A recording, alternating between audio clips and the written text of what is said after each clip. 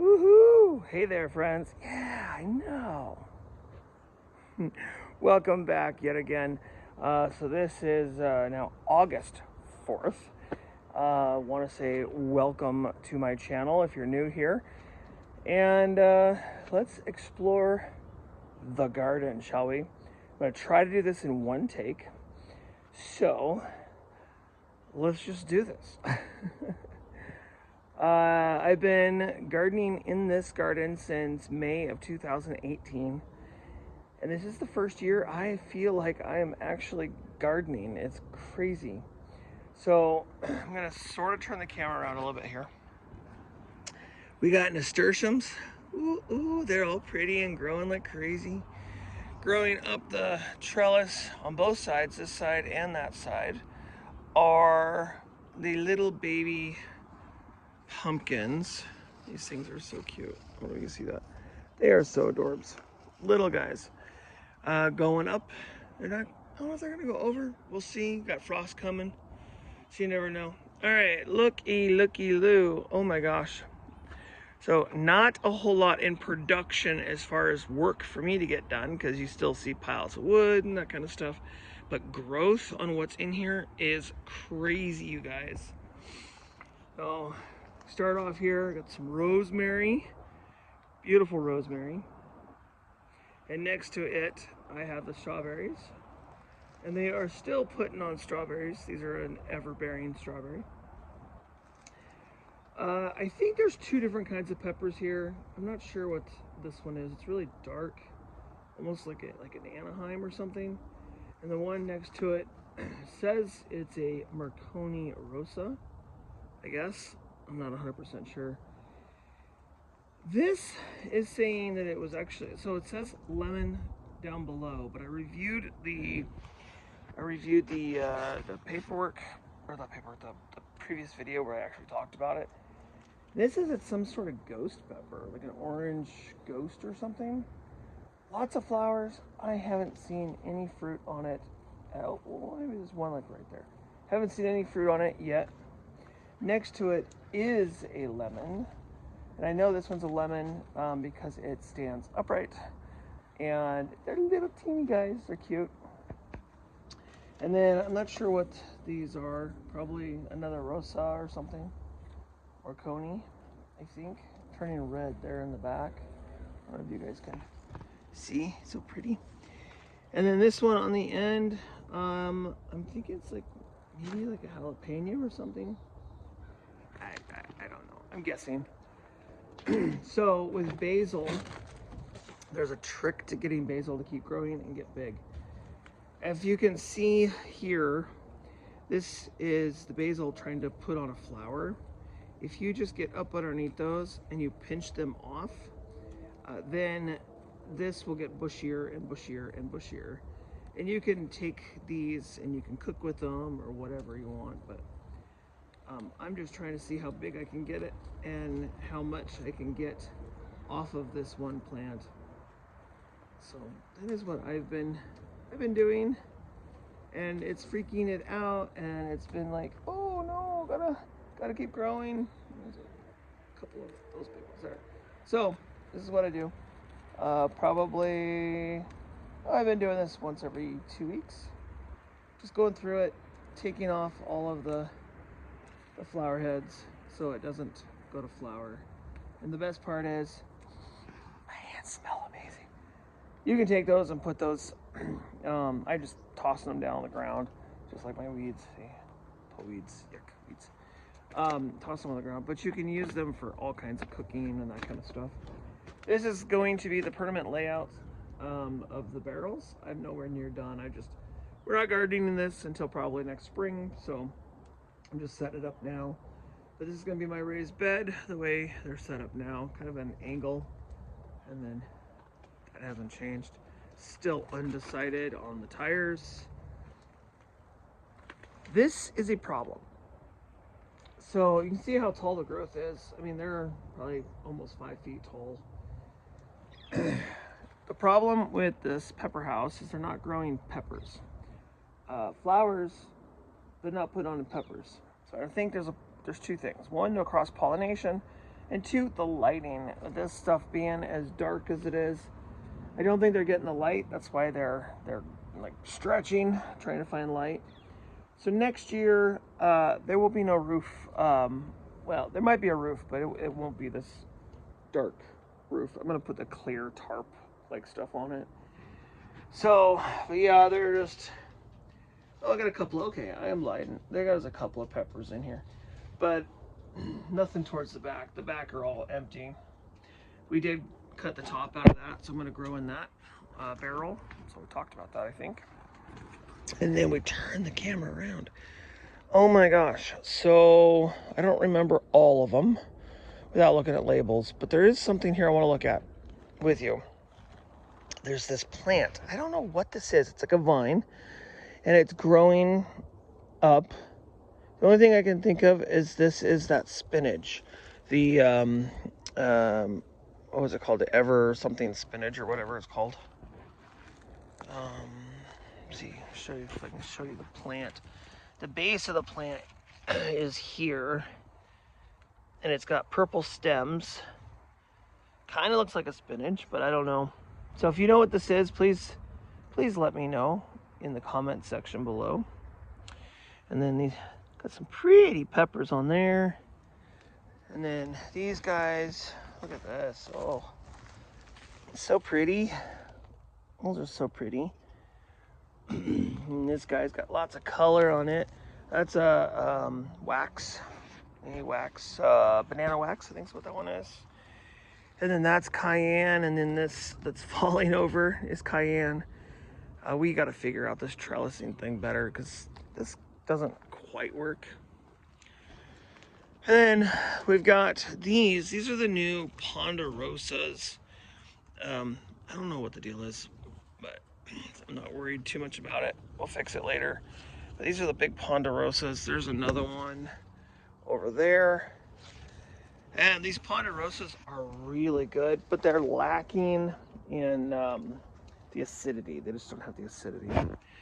And then we got some Praxis cherry tomatoes. These are the Praxis cherry tomatoes. They're all uniform, same size, and so far these are my favorite flavors so far.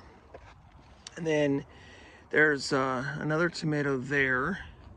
What is that anyway? I think this is, I'm not sure what that one is. And the rose bush is going up. And then beside it, we got some more Praxis. This one, I think just didn't get enough sunlight maybe, but there are tomatoes down in there. And then look at this thing. This is the, what do they call it? Yeah, that tobacco plant. And look at that flower, tobacco flowers, already putting on seeds. So I'll keep going here. More Praxis down below.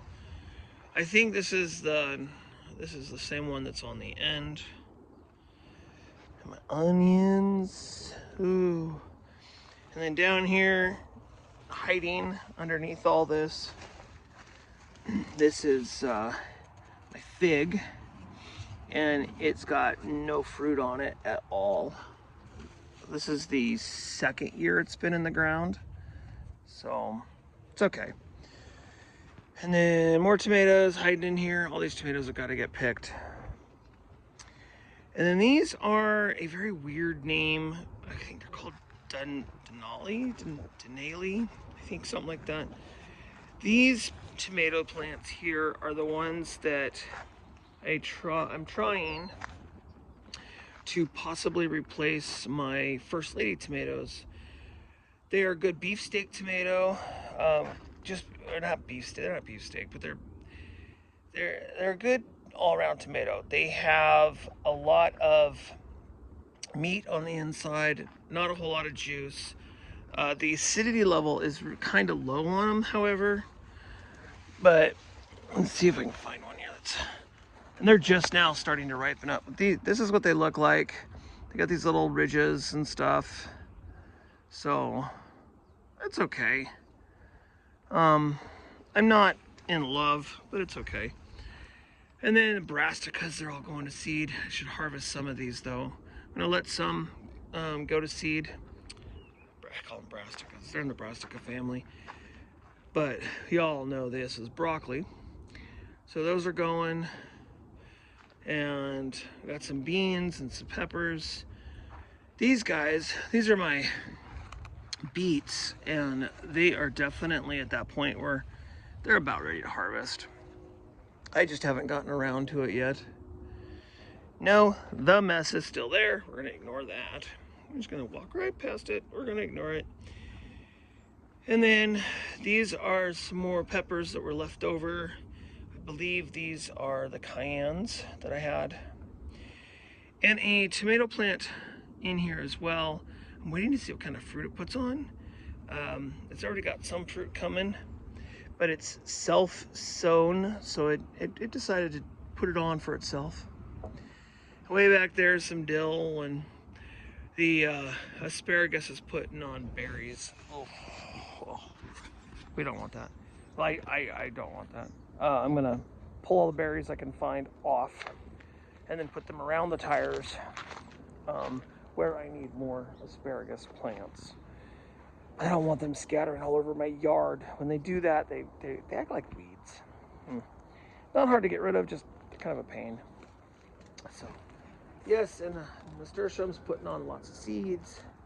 So this is the garden for the most part. Lots of peppers. Peppers are growing huge here. You know, I've got more beets, nasturtiums, marigolds, rhubarb. This row here looks pretty sad. So these were the 42-day tomatoes. I have to go in and harvest the rest of the tomatoes that are left. But 42-day tomatoes, there was 2 plants there. I put on a lot of tomatoes, and I put them on early. However, I'm not sure if I want to grow those again. The flavor was okay. I don't know. I might, but I'm gonna do it different. I will actually give them some sort of like structure or trellis or something to grow on next year. The onions I grew, one it looks like, but I'm not gonna get a bulb out of it. Yeah, so that is it, you guys. Pretty simple. pretty simple. Nothing's. I mean, it's amazing. I'm not gonna say it's not crazy, because it's not really crazy, but amazing garden this year. For really, I mean, I think for really little effort on my part. I could have done a lot more hours, but come on, easy. And yeah, this is like my 6th year gardening. However, the first year didn't really garden, didn't plant anything other than 1 tomato plant, and that was it. My 2nd year, I did some rows and some corn and that kind of stuff. Didn't really do much. And then fast forward to last year. Last year was kind of, I gave up. I said, forget it. I'm not going to garden at all this year. And I just said, forget it. This is my first year of really having a garden, really putting in what I need, which is the control, the weed control. Weed control is a big deal in my area, at least in this garden or my area. I can't do open ground. There's just too many weeds for me to deal with. Just hours and hours. But by putting down the wood chips like this, it helps suppress those weeds. And so the only weeds I really have to worry about is what's inside the tires. These wood chips are sinking down already. I will add another layer to this, and I'm just going to keep doing that. And then probably about every 4 to 5 years, when the weeds start growing again or getting bad in the wood chips, I will go through 1 row at a time and pull the wood chips out, sieve them. The stuff that's broken down, the compost, I can use as a mulch or something like that on top of my beds, and then add more wood chips to replenish. So I think that's kind of what I'm going to do. A little bit of work involved with that, but look, weeds are everywhere. Oh, still got a mess. Brought in a bunch of chips, but just got a mess. It's horrible and depressing, but one success is awesome. So, all right, you guys, thank you so much for hanging with me. A little shorter video this month. A lot of harvesting and that kind of stuff. I wish I had some time. I would show you preserving and that kind of thing, but I don't have a whole lot of time.